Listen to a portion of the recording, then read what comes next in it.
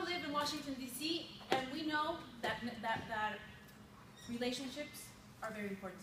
Very, very important. It's not only your accomplishments that are going to take you far, but who you know and who knows you.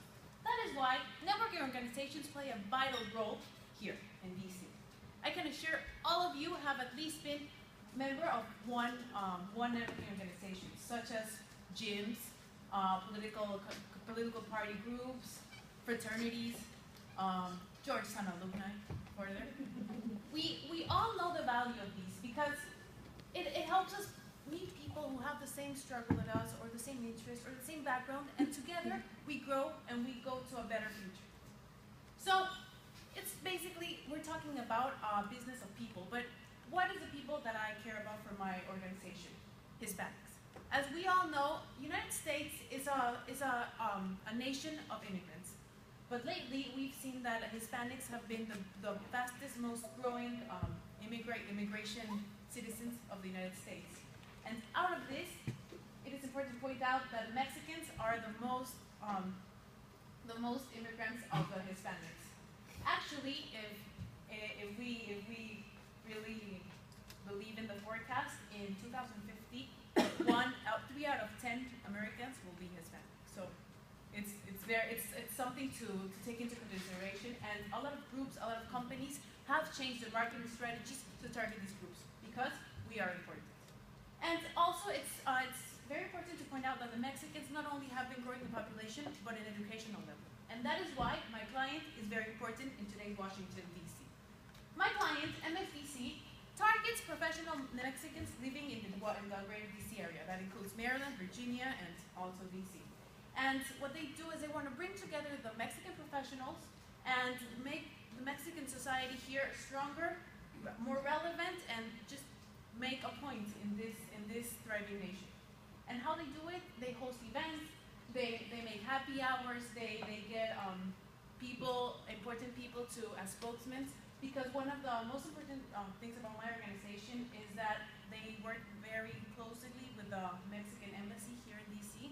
And so when somebody very important from Mexico comes to DC, they tell MXDC, hey, this person is coming, can you please host them an event? So the members of MXDC can sit in a room of 30 people with the Secretary of Economy, the Secretary of Commerce, like you name it. Members of this organization have a one-to-one experience with high importance Mexican officials. So I really wanted to know who my client was. I've been to his events, I'm Mexican, so I was part of it, but who are they? Like, what do people think about them? So I made 3 different two primary researches and a lot of secondary. The first one was a digital audit. I saw that the website was completely empty. They had a fantastic website, super expensive and all, but it had no content. Like, there was nothing. You know, the last blogs they wrote in the blog were like 2012. So they had this great website, yet it wasn't being used. I also made a survey to ask the members, what do they feel about MXDC? What do they feel about being members of this organization? And they told me, well, we love the events. They're great events, yet we just get the invitation for the events via social media or via email. But if we go, it's a great event. But if we don't go, we don't know what happened. Like, there's no pictures, there's no like news about what happened in this event. There's nothing. Just it ends there. And even though all the events that MXDC does has great audience and has great people attending, like after the event happens, it's just nobody has that like pictures or nothing. So also I made a competition out of it, and boy, this was the most this freaked me out, because now there's like I think 3,000 organizations only in this like northeast of the United States targeting Hispanics. And what is the problem? That they target the Hispanics as a whole, which means they have a much bigger target audience. And Mexicans, we are Hispanic, so we fall into this category. So obviously, if organizations just such as like NBA, which is a 10,000 member organization, comes and tells the Mexicans in MXDC, hey, we have this opportunities and we're big and whatever, Mexicans might, if they don't see MXDC like caring for them, they might go to competition. So they have problems. They have a lack of members, they have a lack of engagement of their current members, they have a lot of competition, and they don't have funding. So I basically portray the problems as an IKEA furniture. They have all the tools to solve them, and the only thing they need is guidance. So I made objectives just to target all these problems, and I want to point out something that my research told me. When we target Latinos and Hispanics, it is very, they find it super crucial that the organization talks to them in their language, talks to them in their culture. That way they'll feel the organization really cares for them. So all my tactics and strategies have, first of all, they're bilingual, so they're in Spanish and English. And second, they have some sort of Mexican to it. And so what I did was create a new way for Mexicans to network, and I call it Mexworking. Mexworking, it's a new networking Mexican style.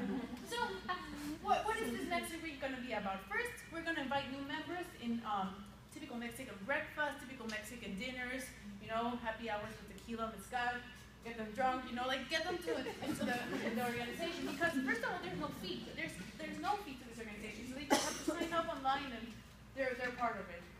Second, a lot of Facebook campaigns to target, because they have a big audience in Facebook, yet not all of them are members.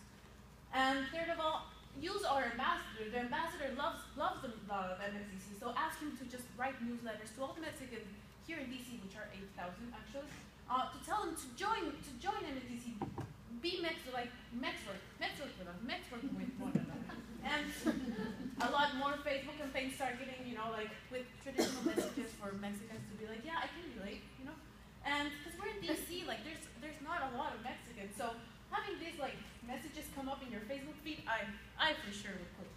And also, in order to activate our members, ask them to create videos of them, like how did they come to DC? Why from Mexico did they come here?